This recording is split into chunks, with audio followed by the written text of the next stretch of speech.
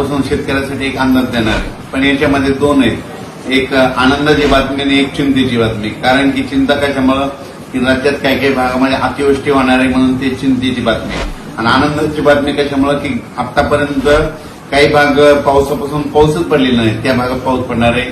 म्हणून राज्यातल्या सर्व शेतकऱ्यांना सांगितलं होतं की 2 जुलैपासून ते 8 जुलैच्या दरम्यान राज्यात काही भागामध्ये अतिवृष्टी होणार आहे, अतिमुसळधार पाऊस पडणार आहे म्हणून हा अंदाज लक्षात. सर्वप्रथम आपण काय करू, कोणत्या जिल्ह्यामध्ये जास्त अतिमुसळधार पाऊस पडणार आहे त्या जिल्ह्याची नाव सांगतो. सगळ्यात महत्वाचं मुंबई, नाशिक आणि नंदुरबार, धुळे, जळगाव. या जिल्ह्यातल्या सर्व शेतकऱ्यांना सांगितलं होतं की आतापर्यंत 100 वर्षात पडला नाही इतका जोराचा पाऊस तुमच्याकडे पडणार आहे आणि गोदावरी नदीला मात्र पूर येणार आहे म्हणून हा अंदाज सर्व शेतकऱ्यांना लक्षात. नाशिककडे गोदावरी नदीला पूर आल्याच्या नंतर ते पाणी तळ्यात जाणार आहे, बऱ्याच तळ्यामध्ये पाणी आल्याच्या नंतर त्या तळ्यासाठी शेतकऱ्यांसाठी आनंदाची बातमी. त्याच्यानंतर चिंतेची बातमी कशामुळं, कारण की मुंबईला आतापर्यंत ह्यामध्ये 1 जुलैपासून ते 8 जुलैच्या दरम्यान 1000 ते 1100 मिलीमीटर ह्या 8 दिवसामध्ये पाऊस पडणार आहे. म्हणून मुंबईकरांनी, नाशिक जिल्ह्यातल्या शेतकऱ्यांनी, नंदुरबार जिल्हा, धुळे जिल्हा, जळगाव जिल्ह्याच्या शेतकऱ्यांनी या अंदाज लक्षात.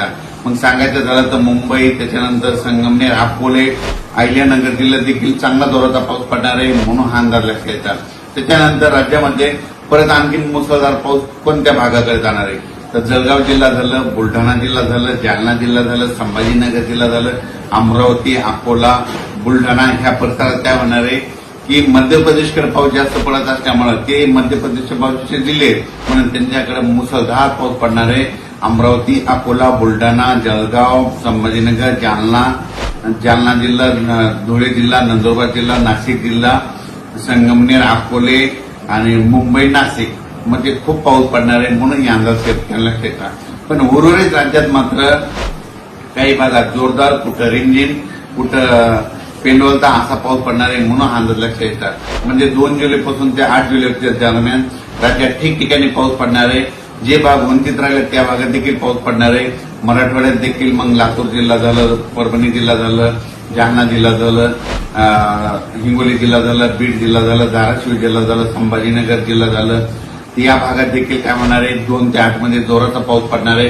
जे भाग वंचित राहिले त्यांच्यात कडं देखील पडणार आणि त्यांची देखील पेरणी होणार आहे म्हणून हे अंदाज लक्षात येतात. त्याच्यानंतर पूर्व विदर्भ आणि पश्चिम विदर्भ 6 5 11 जिल्ह्यामध्ये 2 तारखेपासून ते 8 तारखेपर्यंत 2 जुलै ते 8 जुलैच्या दरम्यान जोराचा पाऊस पडणार आहे. काही ठिकाणी रिमझिम, कुठं मुसळधार, कुठं अतिमुसळधार, काही ठिकाणी थोडासा पडणार आहे म्हणून हे अंदाज लक्षात येतात.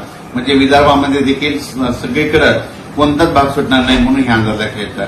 त्याच्यानंतर पश्चिम महाराष्ट्राकडे सातारा झालं, सातारा, सांगली, कोकणपट्टी घाटमाथ्याचं खूप पाऊस पडणार आहे.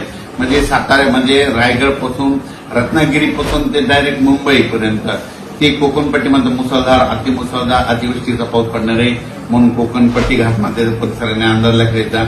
राहिलं पश्चिम महाराष्ट्राकडे पुणे जिल्हा झालं, सोलापूर जिल्हा झालं, सांगली जिल्हा झालं, सातारा जिल्हा झालं, त्याच्यानंतर अहिल्यानगर, त्याच्यानंतर बीड जिल्हा, कडाची, श्रीगोंदा, बारामती या परिसरात. म्हणजे ह्यामध्ये उद्यापासून तसं तर आजच 1 तारखेला बऱ्याच भागामध्ये पाऊस सुरुवात आहे, पण 2 3 4च्या दरम्यान परत त्या भागात देखील पाऊस पडणार आहे म्हणून अंदाज लक्षात येतात.